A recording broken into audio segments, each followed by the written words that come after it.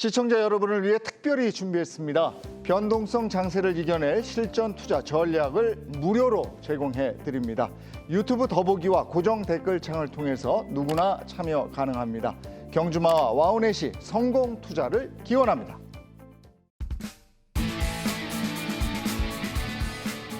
안녕하십니까. 하루의 경제 주식 마무리 경주마 이재용입니다. 오늘 하루는 어떠셨습니까? 이 롤러코스터가 따로 없습니다. 미국의 롤러코스터는 더 큰 롤러코스터고요. 우리도 흔들림이 정말 어지럽습니다. 오늘 하루 어떻게 지내셨습니까? 그래도 여기서 내릴 수는 없지 않습니까? 달려가야죠. 그리고 중심 딱 잡아야죠. 도와드리겠습니다. 경주마 오늘 세 분의 기수와 함께 달려보도록 하겠습니다. 우리가 주식 장 얘기하고 이럴 때 기울어진 운동장 이렇게 얘기를 하는데 이분이 있어서 그래도 무게 중심을 잡고 어려운 시장을 좀 견딜 수 있지 않은가 합니다. 평평한 그라운드에서 시장을 좀 바라보자고요. YG 경제연구소 차영주 소장입니다. 어서 오세요. 안녕하십니까. 기울어진 운동장을 잡기 위해서 살을 좀 찌웠습니다. 그런데 저희가 지금 시장 상황이 조금 어렵다라고 보이긴 하지만 한 가지 이제 시장을 좀 냉정하게 보면 주식을 움직이는 것은 가치다라고 우리가 표현할 수 있는데 주식시장이 지금까지는 성장 가치 위주였다라면 이제는 수익 가치로 지금 변하고 있는 장 같습니다. 따라서 오늘은 이 성장 가치주들이 흔들리는 상황과 수익 가치를 나타내는 주식들이 꿋꿋함 이런 것들에 대한 것들을 좀 말씀드리도록 하겠습니다. 네, 수익 가치에 대한 얘기 경청하겠습니다. 자, 한 주 동안 못 봤더니 오늘 더 반갑습니다.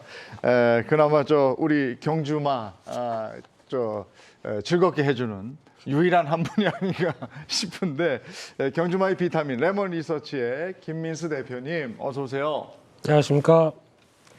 한 주 쉬었습니다. 네, 근데 지난주 나왔어도 뭐 특별히 더 드릴 얘기가 없었을 것 같고 잘못하게 되면 요즘에 양치기 소년되죠. 네, 그래서 일단 지금 시장에서 이렇게 어지러운 상황 쪽에서 한 치 앞을 못 보고 있는 상황 쪽에서 그래도 우리가 수익을 위해서 뭘 챙겨야 될까 이 부분 좀 고민하면서 오늘 또 달려보겠습니다.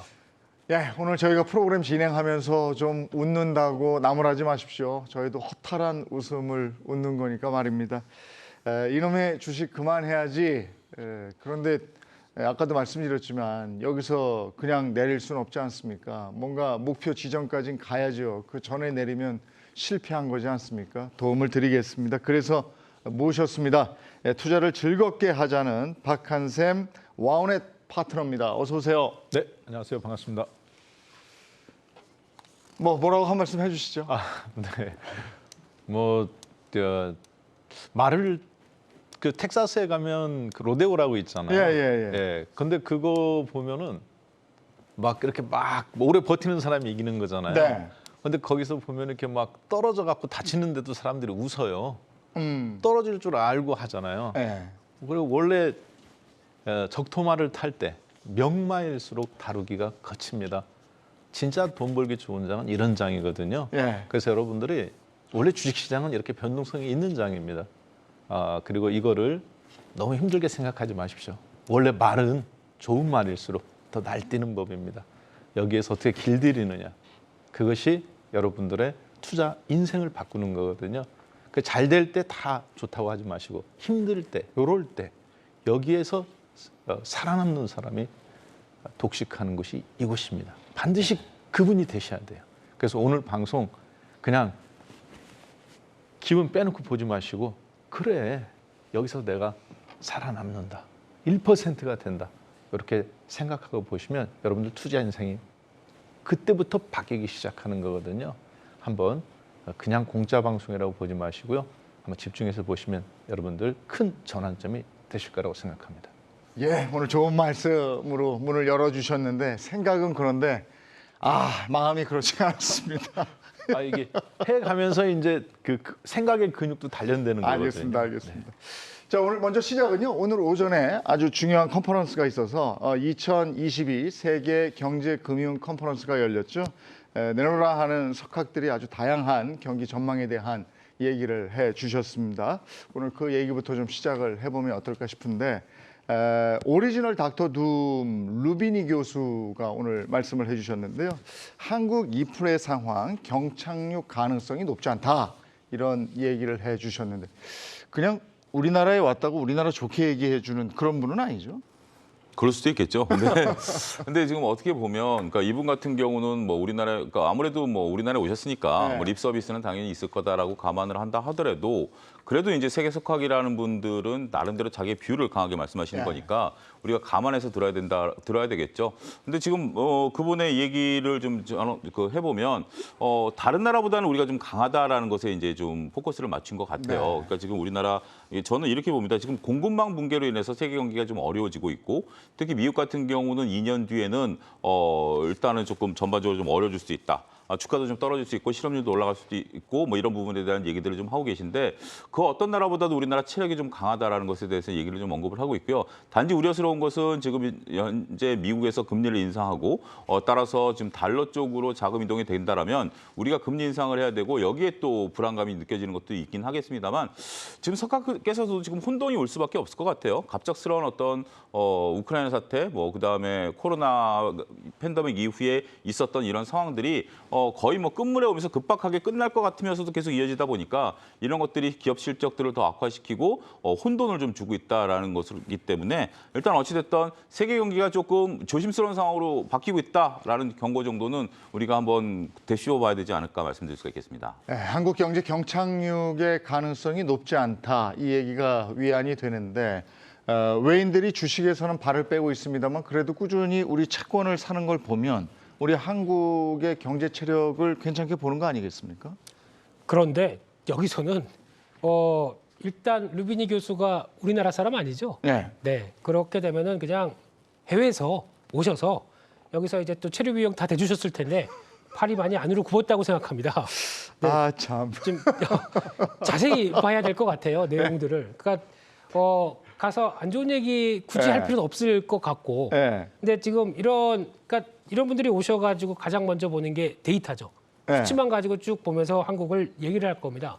근데 거기에 담겨 있는 한국 사정 외에 속속 들여서 알고 얘기할 수 있는 부분들이 별로 없기 때문에 네. 데이터로만 가서 얘기하는 부분들은 한국 나오는 데이터들 나쁘지는 않습니다. 네. 근데 거기에 집중되는 것보다 제가 보기에는 실질적인 한국의 경쟁력이라고 하게 되면 인구 구조부터 여러 가지 아직까지 고민되는 것들이 많죠. 네. 출생률이 이렇게 0.8도 무너지고 있는 상황 쪽에서 네. 이거를 이거를 한국의 장기적인 경제 성장 동력들 네. 이거에 대해서는 한번 생각해 보셨는지 영어로 한번 여쭤보고 싶습니다. 네. 아니, 립 서비스처럼 얘기를 하시니까 네. 불안한데 어떻게 보셨어요? 저는 루비니 교수님은 제가 뵌 적은 없지만 그분 책은 다 읽어봤거든요. 네. 그런데 살아계신 한국의 루비니 교수님 여기 계십니다. 오늘 오셨어요. 직설적이시고 그리고 진짜 눈치 안 보고. 근데 사실 맞는 얘기이기도 해가면서 그분이 이야기하신 것 중에 IMF 때 한국은 이제 우리나라 사람들은 이제 이렇게 트라우마가 있잖아요. 네. 그래서 조금만 경기가 위축이 돼도 과민 미리 준비하고. 그래서 그분도 그걸 얘기를 하셨는데 예방 주사를 맞았다고 보는 거죠, 사실. 그래서 한국이 되게 준비하고 있다. 그런데 우리 대표님 김민수 대표님께서 이야기하신 것처럼 이제 25년이 지났어요. 그리고 경제 구조도 바뀌었고. 그래서 그런 부분들을 조금 더 그분이 디테일하게 좀 다뤄주셨으면 오늘 저희가 잘 더 했을 텐데. 근데 그분 이야기가 저는 어느 정도 좀 네. 타당성이 있다고 봅니다. 알겠습니다. 자, 이번에 데일리 이슈 가겠습니다. 데일리 이슈 오늘 3개를 꼽아놨는데 첫 번째 이슈는 동원 관련 얘기입니다. 코스피 상장사 동원산업 그리고 비상장사 동원 엔터프라이즈 합병 관련 소식인데 합병 과정에서 합병 비율 이걸 가지고 이제 많은 개인 투자자들이 불만이 많았습니다. 그런데 개인 투자자들의 승리다 이런 얘기인데 구체적으로 한번 들어볼까요? 이게 동원산업 같은 경우는 우리가 흔히 아는 그 참치의 왕 김재철 회장의 네. 이제 지분이 많고요. 동원 엔터프라이즈 같은 경우는 이제 장자야, 그러니까 아들의 이제 지분이 많습니다. 그래서 이제 결국 그분도 고령이시더라고요. 연세가 꽤 되시더라고요. 그러니까 이제 어떻게 보면 가업 승계를 하는 과정에서 상장 회사와 비상장 회사를 이제 합병하게 되는 거죠. 근데 이제 여기서 조금 그 해석이 엇갈리기 시작했습니다. 보통 우리가 그 자산 가치와 그다음에 시장 가치를 구분하게 되죠. 시장 네. 가치를 구분할 때 항상 자산 가치와 시장 가치가 일치하지 않기 때문에 이런 문제가 발생하는데 동원 산업 같은 경우는 자산 가치가 굉장히 높습니다. 네. 근데 지금 시장 가치는 낮아요. 근데 회사 입장에서 본다라면 낮은 시장 가치를 굳이 고집을 했고 동원 엔터프라이즈 같은 경우는 자산 가치를 평가를 네. 했어요. 그러다 보니까 동원 산업보다 동원 엔터프라이즈가 훨씬 몸집이 커져버리게 된 거죠. 네. 그래서 이것을 처음에 평가했던 회계법인도 동원 산업도 자산 가치를 평가해야 된다라고 했는데 회사 입장에서는 홍보 관계자가 그랬어요. 어차피 주가라는 것이 모든 것을 반영하고 있다라는 전제하에 시가 평가를 그러니까 이제 그 주가 평가를 한다 하더라도 문제 없다 이렇게 밀어붙였습니다. 네. 그러다 보니까 동원 산업 대주주들이 상당히 반발이 심했죠. 특히 그 미국인들의 밥상에 오는 스타키스트 그 참치 캔 같은 경우도 지금 장부가가 6천억이거든요. 네. 근데 시가는 3조예요. 근데 6천억만 판단을 해줬어요. 네. 그러니까 이게 말이 안 된다. 이렇게 해서 반발이 심하다 보니까 이번에 합병 과정에서 이러한 반발이 상당히 많이 이제 금감원에 좀 들어간 것 같고요. 금감원 쪽에서 좀 난색을 표했다라는 언론의 보도가 있습니다. 그래서 결국은 합병 비율을 조금 적절한 수준에서, 그러니까 뭐 이게 적절하느냐 안 하고 보다는 처음에 자기네들이 생각했던 것보다는 조금 낮춰서 합병을 하는 네. 그런 거다. 그러니까 결국 우리가 과거에는 어떻게 보면 기업들이 하는 행태들에 대해서 어떻게 소액주주들, 개인주주들이 할 말이 없었습니다만 지금 뭐 각종 유튜브라든지 뭐 여러 가지 언론들이 이제 퍼지다 보니까 이런 것들이 이제 반영돼가는 단계가 아니겠는가? 네. 저는 그렇게 말씀드리고 싶습니다. 그러니까 그만큼 개인 주주들의 입김이 세졌고 네. 예, 행사하는 영향력이 더 커진 건데 그래서 합병 비율이 기존의 1대 3.8에서 1대 2.7로 변경이 됐다, 변경한다 이런 발표가 있었습니다. 전에도 이런 적이 있었나요? 개인 투자자들이 직접 개입해서 이렇게 비율을 바꾸거나 한 적이 있었나요? 그런 적이 있었던 것 같은데 직접 회사가 기억이 안 나서 지금 네, 예. 맴돌고 있는데. 많지는 않았을 것 같아요. 네. 예. 근데 이게 지금 최근에 일어난 상황이라고 봐야 될 네, 것 같고요. 네. 그만큼 저희가 알고 있는 동학 개미 운동을 통해서 이제 많이 시장에 대한 이해도와 주식에 대한 여러 가지 관점이 높아지다 보니까 네. 나온 이런 자연스러운 변화 정말 박수 쳐주고 싶습니다. 네. 이렇게 바뀌어야 되고요. 네. 그런 쪽에서 아마 이제 국회에서도 좀 바뀌는 상황이 나온다고 봅니다. 그래서 지금 자본시장법 개정안도 여기에 맞춰서 이번에 발의가 돼 있더라고요. 네. 그래서 이제 합병을 할 때 자산 가치도 고려해라. 당연히 해야죠. 네. 지금 나오고 있는 그러면 저희가 보통 알고 있는 자산주 같은 경우 아마 이런 쪽에서 많이 좀 긴장할 겁니다. 네. 혹시나 증여를 하거나 승계를 해야 되는데 PBR 뭐 0.3배, 0.4배 있는 회사들 같은 경우는 이제 이거에 대해서 고민을 할 수밖에 없겠죠. 네. 근데 그러려면은 본인의 회사들 좀 어느 정도 성장성과 이걸 함께 맞춰가면서 주주 가치를 제고시키는 노력들을 했었어야죠. 근데 그것도 안 해놓고 이제 계속 이런 상황에서 막상 닥치니까 이렇게 편법으로 쓴다. 이거는 말이 안 되는 상황들이고요. 한국의 어떻게 보면 어떤 주식 시장에 대해서 어느 정도 좀 개선시킬 수 있는 요인들이 많이 다가오고 있다. 이거는 네. 상당히 좋은 뉴스라고 생각이 들고 있습니다. 요즘에 이제 부쩍 주주 가치에 대한 얘기가 많이 나오죠. 코리아 디스카운트라는 얘기 많이 듣지 않습니까? 네. 주주 가치가 반영이 되지 않기 때문에 이런 오명을 쓰고 있는 거 아니겠어요? 네, 방금 이제 우리 저희가 합병 비율 1.38대가 1.27대로 바뀌었다 이렇게 하니까 이제 감이 안 오는데 동원산업 엔터프라이즈 주가가 이제 한 주당 동원산업을 3점 몇 8주로 네. 계산하는 대주주가 가져가냐는데 이걸 원래는 대주주 요청대로 1.38대로 가져가면 한 주당 동원산업이 24만 8,961원의 가치예요. 그런데 이제 소액주주분들이 지금 으쌰으쌰 갖고 뭉쳐가지고 예. 이번에 1.27로 바뀌었지 않습니까? 그러면 한 주당 얼마냐면 38만 원이 됐습니다. 네. 그러니까 기존 동원산업 주주들 입장에서는 100주 갖고 있었으면은 2,400만 원이 지금 3,800만 원으로 바뀐 거거든요. 네. 근데 이 비슷한 경우가 제일모직과 삼성물산 합병 때 있었죠. 예.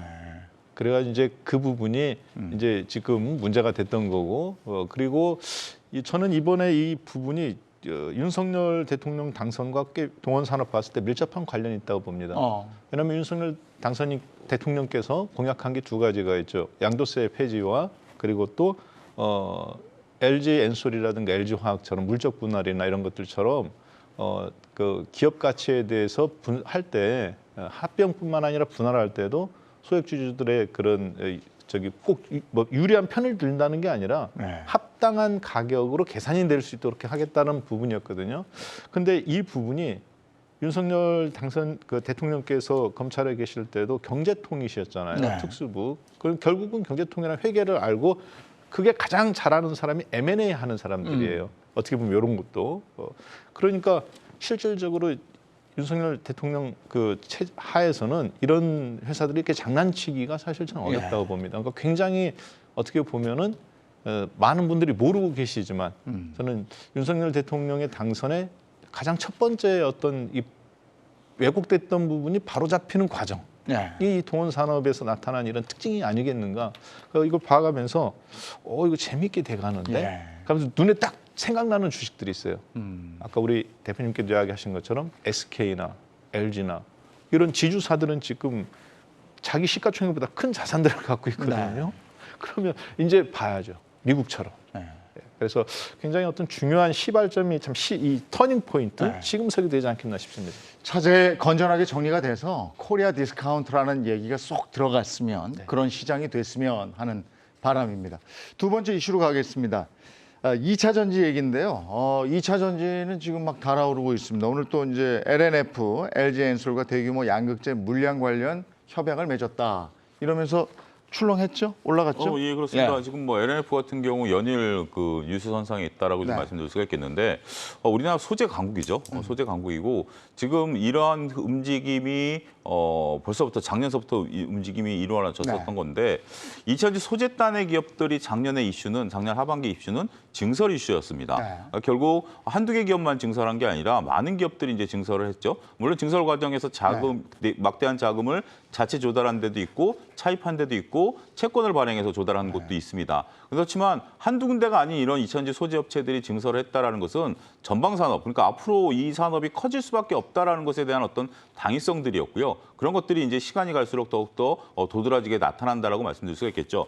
자, LG엔솔 입장에서 본다라면 LNF와 대규모 양극재 물량을 이렇게 협약을 맺었다는 것은 저는 제 입장에서 보면 LG엔솔이 쫓긴다라는 느낌입니다. 네. 굳이 LG엔솔이 어떤 다양한 기업들을 상대로 저울질을 하는 것이 어떻게 보면 LG엔솔이 갑이라면 협력업체들을 저울질하겠죠. 하지만 LNF라는 업체들과 대량 이런 것을 맺지 않는 이상 네. LG엔솔이 원활하게 물량을 확보해서 제품을 생산하는 데 있어서의 조금 문제가 생길 수 있다. 공급망 문제도 계속 네. 거론되고 있기 때문에 그런 부분에 오히려 LG엔솔이 LNF에게 저는 요청을 했다라는 어떤 개인적인 내피셜을 말씀을 좀 드리고 싶고요. 그런 부분에 대해서 우리나라 소재에 대한 어떤 중요성, 그다음에 밸류 이런 것들을 다시 한 번 더 평가해야 되지 않겠는가 말씀드릴 수가 있겠습니다.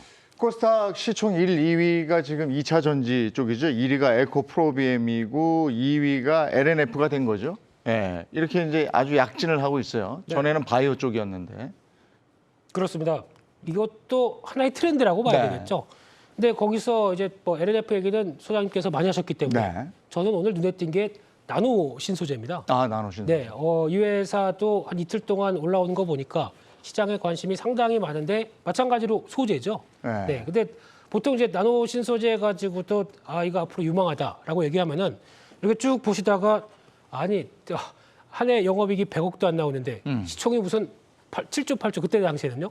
이런 회사를 가지고 뭐 이런 걸 내미느냐. 그래서 이 사람 사기꾼 뭐 이런 세계도 들어본 적이 있었는데 네. 근데 왜 나노 신소재에서 이런 변화가 나오냐면은 잘 보셔야 되는 게 그러니까 이제 쉽게 말씀드리면 CNT 도전제입니다. 네. 그러니까 CNT라는 거는 보통 저희가 알고 있는 탄소를 그러니까 탄소 나노튜브죠. 네. 이거를 좀 더 확장시키기 시작해서 이거를 이제 도전제로 이용한다는 얘기는 그만큼 열 전도성을 더 뛰어나게 하기 위해서 탄소 나노튜브를 썼다라고 보시면 되는데, 네. 근데 이게 왜 중요하냐면은 이게 보통 강철보다 100배 정도 네. 더 단단하다고 봐야 될 것 같고요. 거기다가 열 전도성은 세계 자연에서 가장 열 전도성이 높은 게 다이아몬드입니다. 네. 그거만큼 열 전도성을 갖고 있다라고 하게 되면 여기서 나오는 경쟁력은 상당히 크다고 봐야 되겠죠. 근데 거기서 보통 양극재 쪽에 CNT 도전제, 음극재 쪽에 CNT 도전제가 있는데 이 음극재 쪽의 CNT 도전제는 앞으로 할 일이 많습니다. 왜냐하면 음극재 쪽에 여러 가지 첨가제를 통해서 앞으로 어떤 배터리 성능을 더 높이는 역할을 하는데 대표적으로 충전이죠. 네. 충전을 빨리 할 수밖에 없게 되면 여기서 변화가 나오게 되는데 그러다 보니까 음극재가 실리콘 음극재로 발달하기 시작합니다. 근데 실리콘 음극재가 나올 때 이 CNT 도전제가 하는 역할은 그게 팽창할 때 이렇게 감싸주는 보완 역할을 합니다. 그러니까 즉 실리콘 음극재가 커질수록 이게 같이 커질 수밖에 없겠죠. 연평균 70% 커집니다. 그러면 그게 이제 일본의 1분기 실적에서 처음 나오기 시작했습니다. 그래서 그게 5억 정도 나오기 시작했는데 이게 아주 그냥 쉽게 말씀드리면은 테스트한 물량 정도입니다.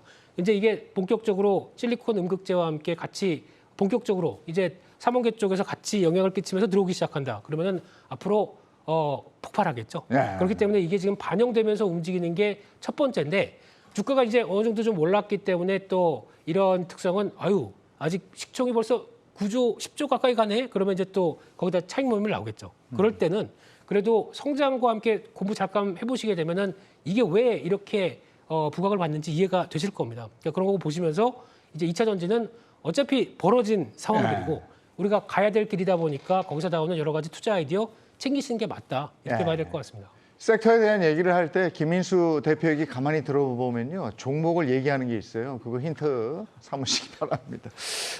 이번에 아까 바이오 얘기 잠깐 했는데 네. 확실히 전에는 바이오였다가 네, 맞습니다. 이제는 대세는 2차 전지로 가는 건 확실해지는 것 같아요. 네, 예전에는 이제 반도체, 주성 네. 엔지니어링이나 이런 게 네. 황제주였고 그 다음에 이제 바이오, 그랬다가 지금은 이제 2차 전지인데 저는 아까 우리 소장님께서 이야기하신 차영주 소장님께서 이야기하신 것처럼 이 소재에서 LG 엔솔이 유리한 위치가 아니다. 네.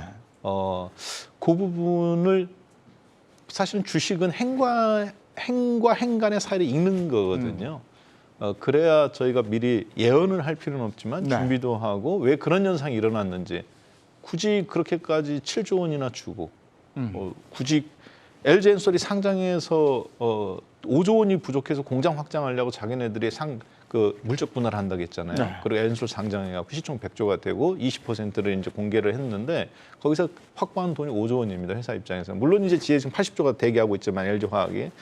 그런데 공장 확장한다고 했는데 그거보다 필요한 5조 원보다 더 많은 돈 7조 원을 장기로 지금 계약을 맺었잖아요. 네.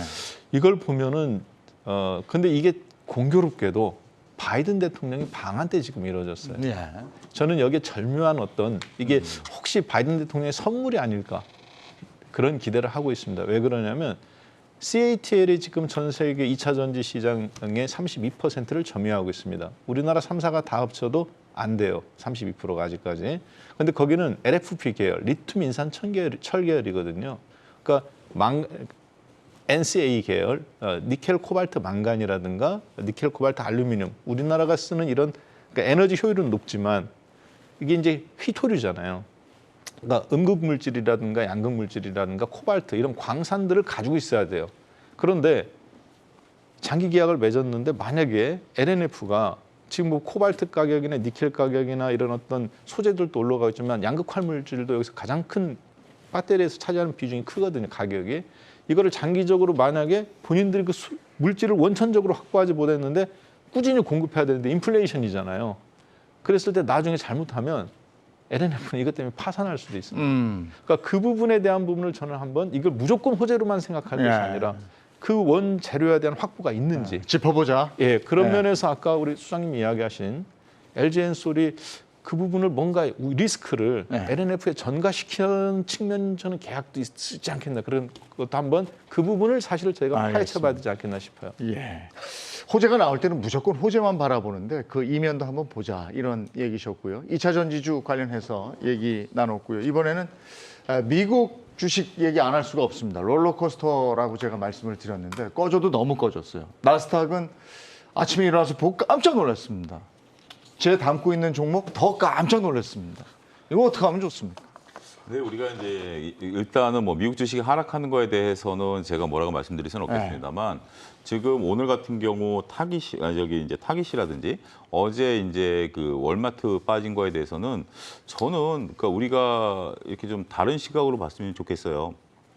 지난달 초만 하더라도 미국이라든지 우리나라 1분기 실적들에 대해서 걱정을 많이 했어요. 그리고 이제 기대감이 많이 낮춰졌죠. 가장 큰 이유가 유가가 갑자기 급등을 해버렸고, 그러니까 이제 전쟁이 갑자기 터져버린 거 아닙니까? 1분기에 전쟁이 갑자기 터져버리니까 유가가 갑자기 급등을 해버렸고, 그다음에 막 혼란이 오기 시작했죠. 그러면서 다양한 이런 어떤 비용들이 늘어났다라는 것들, 그다음에 인건비가 갑자기 확 늘어나면서 그런 거에 대한 부담들을 지난달 초에 얘기를 했었는데 다행스럽게도 그다음에 이제 실질적으로 뚜껑을 열어보니까 대기업 특히 우리나라 이제 중후장대 기업들 그다음에 미국에서도 일부 기업들이 실적이 잘 나와줬어요. 그래서 우리가 굉장히 서프라이즈하다라는 거 하고 기아 같은 경우 박수 쳐주고 이제 했죠. 근데 우리가 잊혀졌었던 거 보면 우리가 한쪽 실적이 안 나왔을 거라고 했을 때 그 기업 중에 하나는 이렇게 박리담에 어떻게 보면 그 인건비라든지 물류비에서 어떤 작은 이익을 창출하는 기업들에 대해서는 굉장히 불안감을 느꼈었던 게 사실이에요. 월마트라는 것이라든지 타깃이 물건 하나 팔 때 얼마큼 이익이 남기겠습니까? 얼마 안 남는 이익을 남기는 거죠. 여러분들 정말 이마트라든지 뭐 다이소 같은 데 사서 저가형 샀을 때 과연 그들이 몇 프로 이익을 남기겠습니까? 그렇기 때문에 근데 갑자기 물류 비용이 2배가 돼버렸죠. 기름값이 2배가 올라가 버리고 여러 가지가 되다 보니까 실적이 지금 안 나온 겁니다. 그 부분하고 우리나라 수출 주도형 기업하고 연계성은 저는 떨어진다고 보는 거죠. 이거는 어차피 맞을 매였었고 우리도 어느 정도 각오했었던 것을 단지 잊혀지고 있었던 상황에서 확인이 됐다라고 저는 보여지고요. 따라서 미국에서 그러니까 오늘 미국장이 빠졌음에도 불구하고 국내장이 오히려 반대로 올라왔었던 이유 중에 하나는 결국 미국장은 지금 저는 셀 패닉에 지금 빠져 있는 상황, 거의 막바지 국면이다라고 보여지고요. 여기에 이제 불을 지핀 게 이들이었다라고 말씀드린다면 우리 쪽에 와서 이런 것들을 도식적으로 보기에는 연결성은 좀 떨어지고 우리는 지금 앞서 언급드렸던 수익 가치, 그러니까 기업들이 지금 수익을 내고 있는 기업들, 지금 우리가 이차전지 소재라든지 이런 것들 정말 수익을 잘 내고 있지 않습니까? 이런 쪽으로 포커스를 좀 비틀어서 봐야 되지 않겠는가, 그 점을 좀 말씀드리고 싶습니다. 아마존 주가가 막 떨어질 때요. 월마트가 그냥 견뎌주고 있을 때 이제 아마존의 시대는 가고 월마트가 역시 승리인가 이런 얘기 했었는데 월마트가 지금 이틀 새에 20% 가까이 빠졌고요. 아까 타키 말씀해 주셨는데 여기가 하루에 24.9% 폭락했습니다. 방어주의 몰락, 이거 어떻게 봐야 됩니까? 어제 나왔던 실적을 보면서 일단 좀 짚어봐야 될 게 있습니다.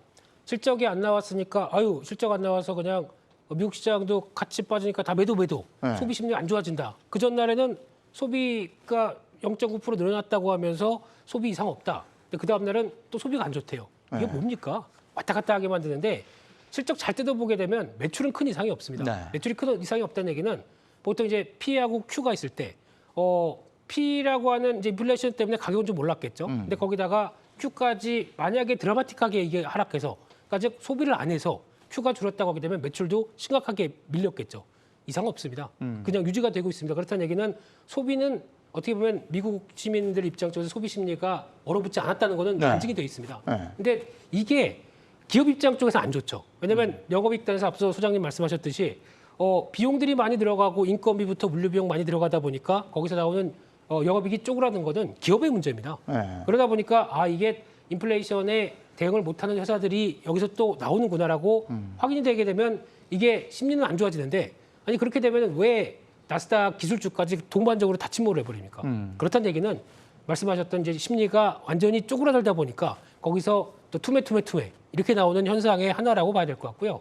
이걸 가지고 굳이 소비 관련된 쪽의 위축으로 미국 시장을 바라보는 건 아니다라고 봐야 될 것 같고 아마 여기서 이제 제가 보기엔 다음 주가 더 중요합니다. 다음 주 중에 이제 유통업체 중에서 베스트바이라고 있습니다. 이 회사가 실적을 발표하는데 이 회사의 특징은 저희가 알고 있는 IT기기, 전자 가전 쪽을 중점으로 파는 할인용 뭐 이런 유통업체인데 여기도 안 좋은데 지금?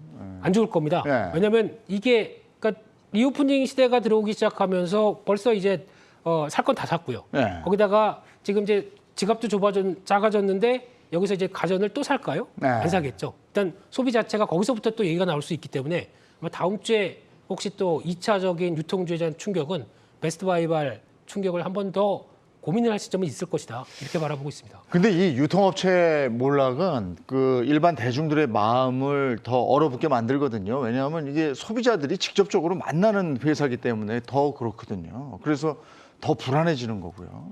네, 어제 이제 보니까 타깃하고 월마트 이게 이제 실적의 문제로 지금 저 보고 있는데 타깃은 작년도에 241억 매출이었어요. 1사분기에. 근데 이번에 발표가 251억 달러.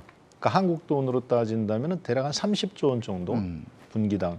그렇게 발표가 나왔습니다. 그래서 매출액은 3.3%가 증가했는데 주당 순이익이 작년도에는 4.17달러였는데 이번에는 2.16달러.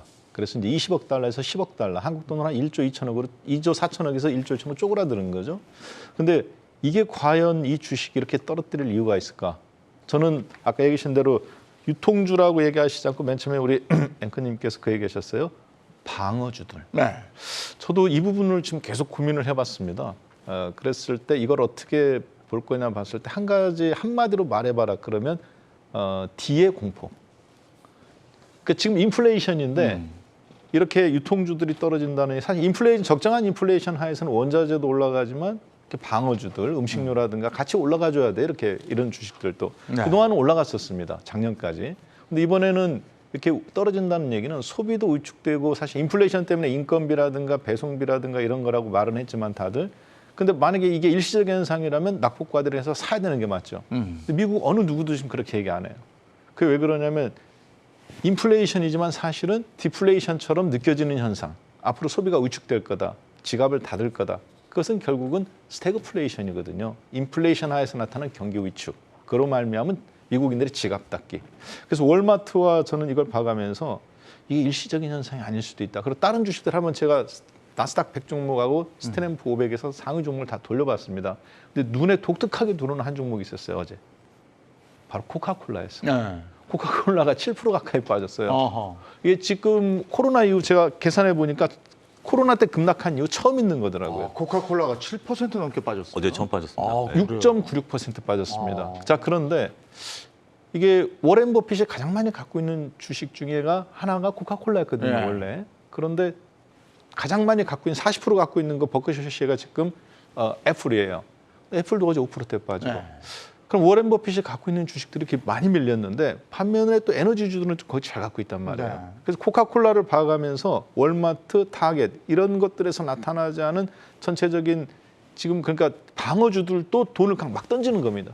아까 얘기했다시피 미국 주식들은 지금 약간 이 공포감을 느끼는 단계에 이제 막 진입했다고 보여지고 네. 이런 것을 봤을 때는 사실 타이밍적으로는 이게 소낙비처럼 훅 지나가고 나면 네. 다 오지 않았나. 그래서 어제 이틀 전에 발표한 제롬 파월 의장의 말대로 인플레이션을 잡기 위해서 0.75 금리는 안 올리지만 네. 0.5씩 계속 올리겠다. 네. 그래서 잡겠다고 해가면서 한마디 붙였죠. 미국 경제는 0.5%씩 올리더라도 이겨낼 만큼 건전하다. 경기 좋다. 그런데 그 사이 기간 동안에 사람들은 좀 고통스러울 것이다. 그러니까 한계 기업들, 적자 기업들, 그리고 개인 투자자들 주가 좀 빠지는 거 이거는 각오해야 된다. 이런 말이 저는 어제 주가를 좀 끌어내린 것이 아닌가. 그렇게 보고 싶습니다. 이런 방어주들도. 그래서 거의 이거 빠졌을 때 보면은 약간은 지금 거의 패닉의 단기적인으로 다 오지 않았나. 그래서 국내 증시도 만약 이 상태에서 한번 골문 것이 좀 터진다면은 어느 정도 저도 뭐 지금 다 뭐 떨어지는 쪽으로 2달 전부터 계속 베팅해서 갖고 있습니다만 약간 여기서 이제 주식을 좀 살 기회를 지금 모색하고 있어요. 다 오지 않았나 이렇게 얘기하는 것은 이제 저 이슈는 요 정도로 하고요. 네. 미국 주식 얘기 요거까지 하고 지금 어느 정도 바닥권까지 다 오지 않았는가 이런 말씀을 해주셨기 때문에 이제 그 얘기로 좀 들어가서 낙관론자들은 그렇게 얘기를 하고 아직도 비관론자들은 바닥이 어딘지 모르겠다. 이거 정말 뭐 어느 정도까지 떨어질지 모르겠다. 이렇게 얘기를 하고 있어요. 그렇다면 지금 괜찮다. 지금 좀 담을만 하다. 이렇게 낙관론적으로 보시는 거예요? 세 분께 다 한번 여쭤보고 싶어요. 예. 저는 보시다시피 가장 비관론자입니다. 예. 2달 전부터. 근데 지금 다 왔다 이렇게 말씀하셨어요. 왜냐하면 지금 이제 저 같은 입장에서는 사실 공매도 비슷하게 네. 떨어지는 고버스를 지금 뭐 그 대량으로 갖고 있는 상태고 2달 전부터 네. 전략적으로 계속 추세로 갖고 있어요. 자, 그런데 사실 어제 미국이 어제 5% 가까이 빠지고 네. 나스닥 선물 5.2% 빠지고 오늘 장중에 1% 빠졌습니다. 네. 그럼 이틀간 합쳐서 6% 빠졌는데 오늘 국내 주식이 시가에 2% 빠지고 그냥 거기가 시가가 저가예요. 하루 종일 끌어올렸습니다. 그러니까 이제 약간은 국내하고는 산업 구조가 미국하고는 좀 저는 다르다고 봅니다. 그리고 국내 실적들도 굉장히 좋고요, 사실. 분기 사상 최대 실적들 나오고 수출 주도주들 중심으로. 그러면 이 시점에서 한 번 이제 골마 터진다면 그 낙관론자들이 사실은 지금 현재 시장에서 전체적인 비관론자들은 예전에 다 낙관론자들이었어요. 그럼 패닉셀 정도가 한 번 와야 그렇죠. 그 다음에 간다고 생각하시는 거예요? 예, 그 타이밍을 사실 지금 2,400포인트에서부터 주식을 대량으로 정리한 국내 기관이나 네. 그리고 최근에 3개월간 10조 원 정도 주식을 매도하고 선물도 뭐 이렇게 매도해서 갖고 있는 외국인들, 공매도 세력들도 사실 그 타이밍을 지금 좀 저울질하고 있다고 보고 있습니다. 알겠습니다. 지금 그 얘기로 가름하고요. 그러면 김민수 대표님은 어떻게 생각하시는지요? 요즘에도 담고 있는지 아니면 다 처분하고 계신지. 다 담고 돈이 없네요 이제. 그거 뭐 다 비슷한 심정이 아닐까 싶고요. 예. 근데 이제 중요한 거는 이제 그 얘기는 안 했으면 좋겠습니다. 바닥에 대한 얘기. 아, 그래요? 네. 바닥이 어딘지 누가 알겠습니까? 예. 예. 바닥보다 예. 그러니까 보통 보면 그렇죠. 이제 내가 주식을 살 때 이 정도면은 보통 이제 기업 가치에 대비해서 이 정도면은 베팅해 볼 때 됐다. 그러면 바닥에 산 건 안 합니다. 일단 물리는 한이 있다고 하더라도 사겠죠. 네. 이게 이제 주식 투자의 자세라고 생각되고 있고 그만큼 기업과 매크로한 환경들 연준도 틀리고 있는 마당인데 그거에 대해서 앞으로 인플레이션이 얼마가 온다 그리고 또 시장 방향에서 몇 달 전부터 하락으로 보고 있다가 계속 아직 저점이 아니기 때문에 더 베팅하고 이런 거는 아무 의미가 없습니다. 결국에는 그런 것보다 어느 정도 회사에 대한 충분한 어느 정도 이해가 있고 또 산업에 대한 어느 정도 이해가 돼 있으면 지금 혹시 주가로 뭐 상 가격대에서 5%나 10% 더 밀렸다고 하더라도 전혀 꿀리지 않으실 것 같습니다. 아. 그만큼 그 정도의 이 정도 뭐 지나가고 나게 되면 회사는 다시 충분히 올라갈 그런 성장성을 보여주는 가치이기 때문에 그렇다고 하게 되면 지금 오히려 돈 있으면 더 사고 싶겠죠. 네. 근데 돈이 없네요.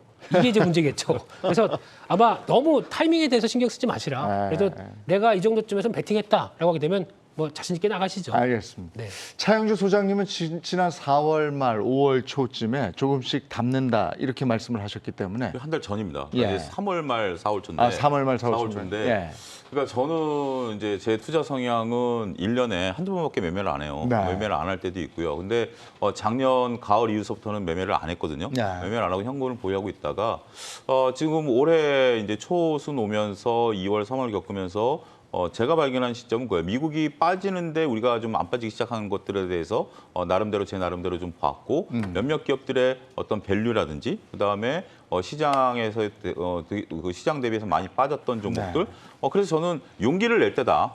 지금 시장에 대한 어떤 저점, 저는 물론 제가 산 가격에서 좀 빠진 종목들도 있습니다만 시장에 대한 어떤 것들 여기서 또 빠져도 지금 정도면 담아야 되겠다. 그래서 용기를 좀 부렸고요. 네. 그게 이제 시기적으로 한두 달 좀 빨랐다라는 생각은 뭐 들 수밖에 없습니다만 그래도 지금 뭐 어느 정도 그러니까 이제 그런 거죠. 김민수 대표 얘기한 것처럼 바닥을 모르는 상황에서 그럼 바닥이 어느 정도냐? 여기서 내가 20% 각오하고 위로 올라갈 게 50~60%라면 여기서 내가 용기를 내야 되지 않겠는가 해서 용기를 냈고요. 그 부분에 대해서는 아직까지 물론 이제 시장이 갑자기 2006부터 깨지고 하니까 이제 뒤로 계속 살피긴 합니다만 지금 상황에서는 제 용기가 아직까지는 불안하다 이렇게 좀 보이지는 않습니다. 예. 예. 먼저 들어간 분들 중에 불안해하시는 분들이 많기 때문에 그러면 뭐 불안해서 떠는 것보다는 네. 새로운 용기가 좀 필요하다 이런 말씀으로 해석을 하고요. 미국장, 국내장 뭐 다 어렵습니다. 근데 정말 코인 시장은 거의 패닉 상태고 뭐 이렇죠. 이 와중에 버핏은 막 사더라고요. 그러니까 에너지주도 사고, 그죠? 근데 코카콜라하고 애플사랑 남다른데 이거는 좀 떨어졌고, 버핏식의 투자, 이건 어떻게 보십니까? 저는 버핏에 대해서 우리나라 사람들이 좀 거리를 뒀으면 좋겠어요. 네. 전 세계에서 버핏을 가장 추종하는 나라라고 저는 보거든요. 버핏을 이렇게 우리가 추종해야 될 이유를 모르겠습니다. 네. 모르겠고 더구나 버핏처럼 우리가 할 수가 없잖아요. 버핏은 보험회사라든지 아니면 막대한 어떤 자산을 가지고 움직이시는 분이고 네. 우리 개인 투자자들이 버핏처럼 할 수 있는 것은 저는 좀 뭐 하여튼 어찌 됐든 버핏이 지금 코카콜라 떨어지고 애플 떨어지는 거 신경 쓸까요? 별로 저는 신경 안 쓸 것 네. 같아요. 그건 신경 안 쓸 거라고 보고 그럼 버핏이 지금 투자하는 것에 대해서는 에너지주에 대해서는 버핏이 지금은 이제 에너지주를 산 거 이전에 네. 우크라이나 전쟁이 딱 터졌을 때 뭘 샀냐면 쉐일 업체를 네, 샀어요. 맞아요. 쉐일 업체를 그때 딱 샀을 때 네. 그런 거죠. 결국 이게 우크라이나발 얘기가 나오면서 에너지 대란이 오게 되면 네. 결국 에너지가 이제 화석 연료에 대한 어떤 가격이 올라갈 것이고 그렇게 된다면 전반적으로 그동안 미루어졌었던 다른 에너지에 대한 어떤 기대감 네. 뭐 그런 것들이 좀 늘어날 것이다라고 봐서 그걸 읽은 것으로 보여지기 때문에 그분이 그렇게 해서 자산 예를 들어서 뭐 큰 자산에서 1%, 2% 샀는지 0.5%, 0.3% 샀는지 모르겠습니다만 그 샀다라는 것에 대해서 우리가 그런 의미를 찾을 수 있겠습니다만 네.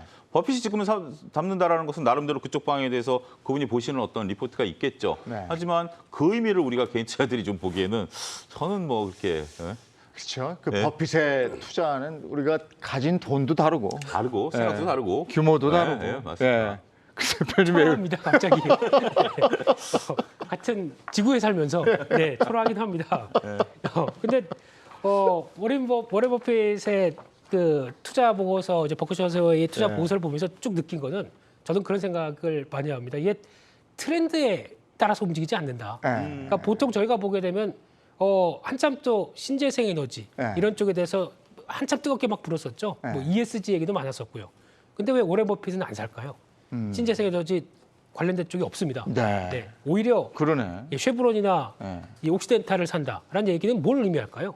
그만큼 지금 인플레이션이 발생했을 때 어떻게 보면 그 글로벌 정부가 다 신재생 에너지로 간다라고 네. 쏠리다 보니까 상대적으로 인플레이션이 더 가속된 측면들이 높죠. 그러면 지금은 당장 그렇다고 신재생 에너지 쪽에서 뭔가 효율이 나와서 에너지를 끌어올릴 상황은 아닌데 다 투자는 그쪽으로 가고 있고 돈은 다 그쪽으로 몰려 있고. 네. 근데 지금 당장 전력을 생산하기 위해서는 아직까지 화석 연료 비중이 많은데 네. 이거 다 누가 관리하고 누가 투자를 하겠느냐? 그러면 이쪽에 대한 가치가 올라갈 수밖에 없겠죠. 그러다 보니까 그 상대적인 가치를 보고 투자한 게 아닌가 싶기 때문에 그래도 버핏 선생님은 선생님이시네요. 네, 그래서 이런 저희가 안 보고 있는 그래서 한쪽으로 쏠리고 있을 때 또 다른 쪽을 계속 챙기고 있다는 얘기는 그리고 또 지금 시점에서 올라도 불타기를 하고 계시는 거는 네, 이거에 대한 또 그렇죠. 불타기. 불타기 이거 중이시죠. 정말 힘든데. 네, 제가 버핏에서 딱 한 가지 여기서 또 우리가 진짜 배워야 될 게 있다라고 네. 한다라면 버핏은 모르는 건 철저하게 안 하고요. 네. 그다음에 아는 거는 철저하게 합니다. 그러니까 지금 우리가 작년에 어떤 뭐 다양한 것들 뭐 올라가는 것들에 대해서 버핏은 꿈쩍도 안 했어요. 특히 IT 버블 때 버핏은 IT 안 사가지고 버크셔 회사의 주가가 그 상대적으로 떨어졌을 때 네. 많은 투자자들이 뭐라 그랬을 때 난 몰라서 안 산다라고 코카콜라 마시는 장면이 TV에 나왔어. 근데 결국은 IT 버블이 꺼지고 나서 워렌 버핏의 자산은 그때부터 급증하기 그래요. 시작했거든요. 네. 그렇기 때문에 여러분들이 여기서 배워야 될 건 그거라고 봐요. 모르는 거 굳이 올라간다고 해서 따라갔다라고 보면 그거는 좀 잘못됐다고 봅니다. 그건 정말 배울 만합니다. 네. 그 이제 버핏 얘기했는데 우리가 저 왜 2008년 리먼 사태 이후에 그 이후 10년 동안 장을 잇던 게 차화정이었잖아요. 자동차, 화학, 정유. 그 10년을 이끌었는데 이제 한번 이렇게 꺾이면 그다음에 뭐로 갈 건가? 이것도 한번 좀 생각해 볼 필요가 있을 것 같아요. 여기에서 사실 버핏의 위대함이 저희가 배울 수가 있습니다. 만약에 버핏이 한국에서 태어났으면 깡통 찼어요. 서울역에서 지금 한잔 하고 있을지도 모르십니다. 왜냐면 같이 투자 안 되거든요. 그리고 버핏 코로나 때 주식 다 정리한 게 2개가 있죠. 은행주 다 정리했어요. 다 손절하고 바닥에. 그리고 항공주 손절했습니다. 그러니까 쫄딱 망했어요. 사실 가장 폭등했죠. 네. 그런데도 불구하고 자산이 늘어난 거는 이분은 사실은 아까 에너지주라든가 돈을 많이 풀어서 뭐 할 거다, 인플레이션 할 거다 했는데 여기서 제가 하나 배울 게 있습니다. 본인이 모르는 건 하지 않지만 아는 건 철저히 이행하는 거예요. 자, 그런데 여기서 저는 사실 많은 분들이 주식 투자 지금 여러분들이 방송을 보셔가면서 느끼는 게 내가 정보가 부족해서 지식이 부족해서 그렇게 생각하시는데 제가 봤을 때는 너무 많이 알아서 주식 투자 실패합니다. 지금 우리나라에서 앞으로 한국을 이끌 주식을 물어보셨는데요. 저한테 너 뭐 갖고 있냐 물으면 저는 자신 있게 얘기합니다. 저는 삼성물산을 계속 모아가고 있습니다. 물산. 예, 네. 이재용 회장님. 네. 예. 제 머릿속에는 항상 이재용 회장님이 있어요. 그분은 갈 때 어떻게 갈까? 왜 다른 건 다 팔아가면서도 삼성물산을 가지고 그룹사 전체의 지분을 다 장악하고 있을까? 오너 일가가 공동으로 40% 갖고 있, 38% 갖고 있을까? 34%.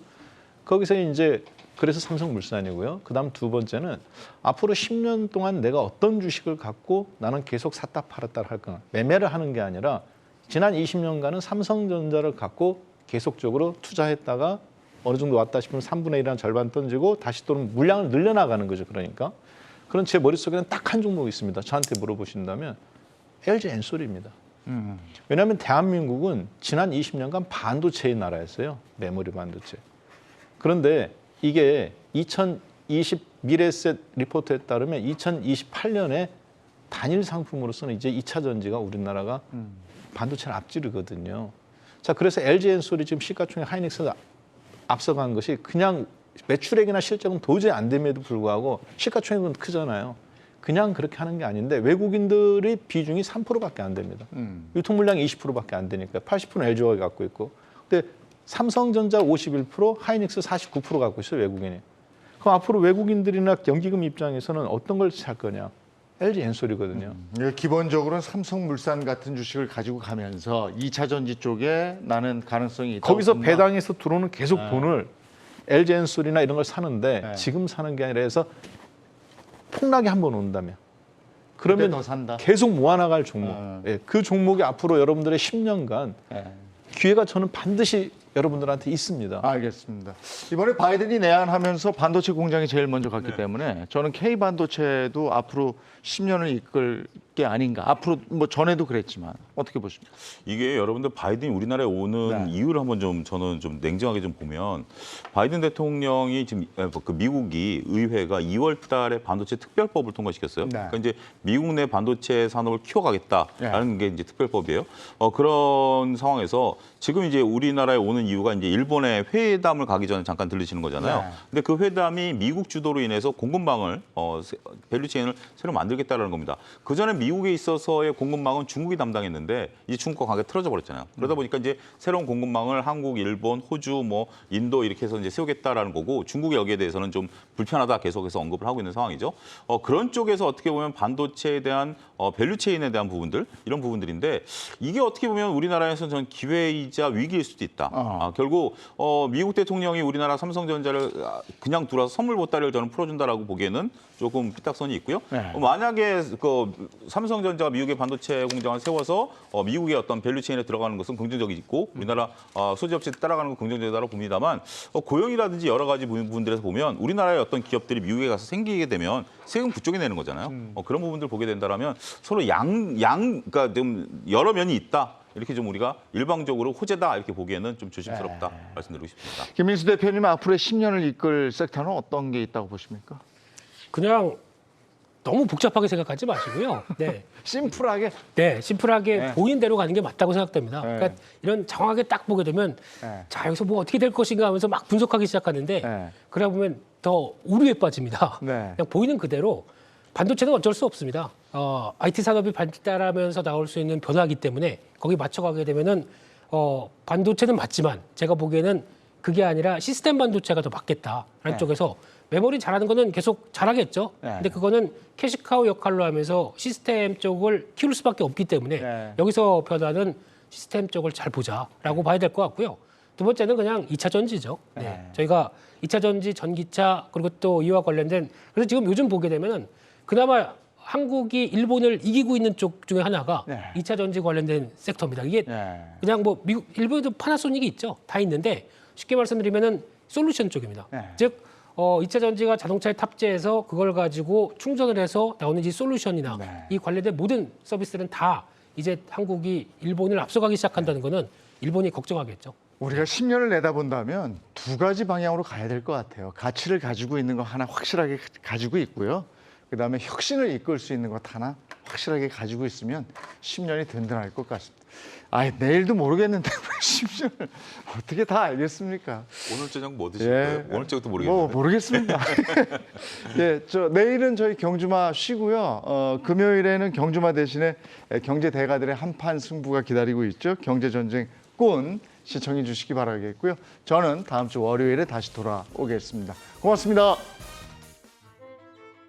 위대한 주거 작품을 만나다. 이제 순천에서 그 특별함이 완성된다. It's Tremazetic Live 두산 트리마제 순천.